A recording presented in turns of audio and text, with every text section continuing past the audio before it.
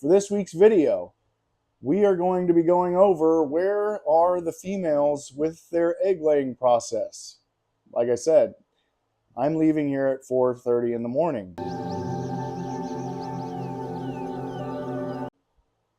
Happy Sunday, everybody. Welcome to Heartland Reptiles. Today's going to be a little bit of a quick video because I am leaving tomorrow at 4:30 in the morning to go fly to Florida. So if you're not subscribed yet, make sure to hit that subscription button, please, because next week's video will be completely different. Be in Florida instead of Kansas. And we're looking at Jerry Wolf and Kagan Andrews' newer reptile facility. Jerry built it once, is why I said new. But I'm really excited to go see them. It's going to be a blast. See the cool setup compound, frankly, they've built. It's just amazing. Really excited to get to meet them in person. You know, it's always great to know people online, but it's even better to get to meet in person and shake hands and stuff like that. So really excited. But for this week's video, we are going to be going over where are the females with their egg laying process. Like I said, I'm leaving here at 4:30 in the morning. Eve is right here. That's why I'm sitting on the floor right now. Eve is right here, and she, as of today, is 36 days past her shed. Generally speaking, most people say that with retics, they're going to lay between 28 and 45 days after they shed. So we are getting towards the tail end for Eve, again, day 36. Elwyn over here is actually on day 40 today. Most of what I've heard is 28 to 40 is more realistic. Out to 45 happens. I've only had one clutch. That's why I speak kind of generally about this. I'm going off others' knowledge. And ironically, I'll show you where we're at. But ironically, Elwyn is less. She looks like she's not as far along as Eve is. So I'll show you guys where Eve's at right now. All right. So please give me a break on the little bit messy cages. When these girls are going, I really try not to mess with them much.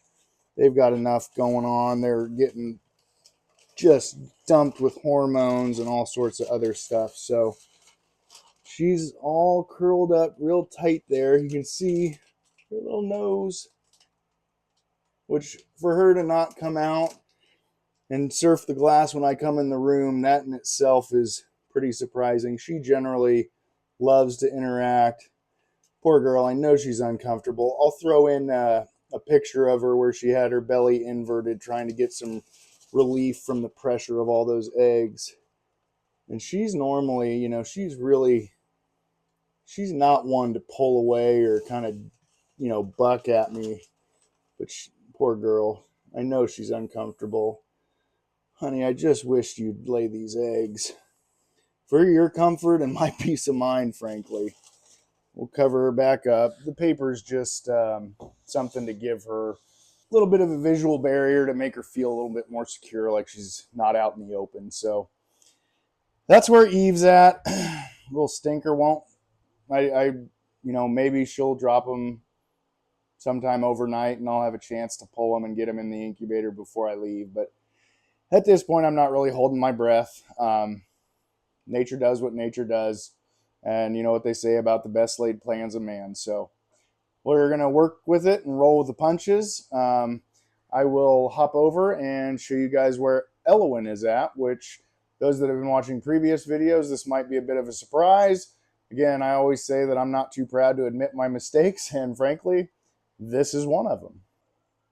All right, again, I apologize for the messy enclosures. Like I said, I try not to mess with these girls when I think they're gravid.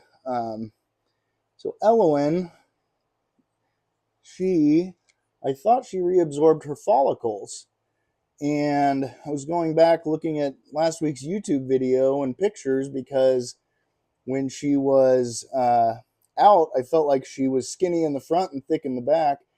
Sure enough, I think she might have some eggs in her. Elwyn, she's at day 40 past her shed, so she should be further based on the look of her body. She does not look as far along as Eve does, but we'll see what happens.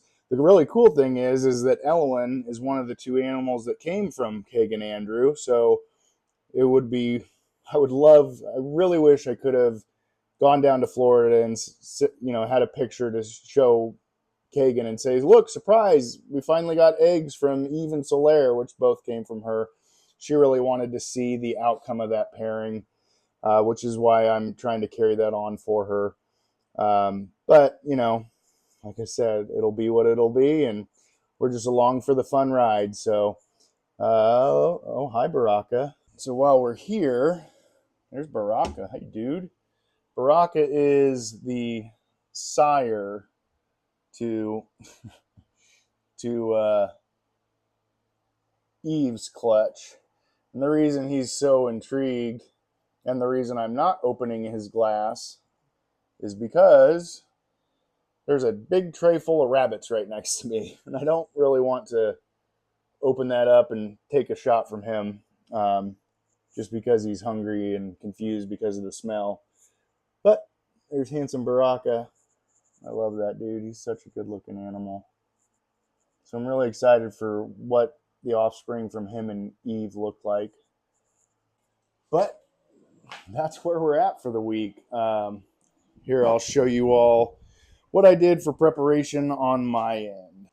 All right, so got a little Wise camera. It's inexpensive. I think they're like $40, but I've got it angled so I can see into her nest box, see what Elwyn's doing over there. And then over here, I have 2 egg boxes ready to go. I did that last night, just hoping that maybe I'd have something to put in them today. I've got a little bit of ventilation holes in them and stuff like that. 1-to-1 ratio of perlite to water. It's since dried out some, so I'll have to add more water. But everything's ready to go, except the snakes. So, you can only do so much. I'm lucky. A good friend, Rob, has been helping me and trying to help calm my nerves. I've got my humidifier going. I've got my temperatures. I've got sensor push sensors all over the room, so I know exactly what temperatures we're at, what humidity, all that. The camera to monitor. The irony is if they do lay eggs while I'm gone, I'll be able to see it and do nothing about it. So I don't know if it's better or worse that I can monitor, but at least I'll be able to know what's happening here. They're both first-time moms, so if they do lay eggs while I'm gone, hopefully they wrap and try and self-incubate until I get back and I can pull them and put them in the incubator.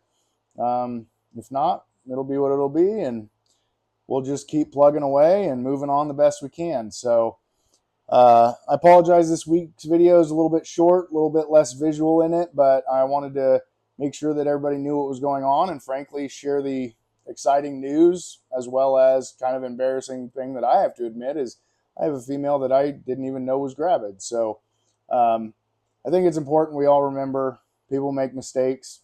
I'm people.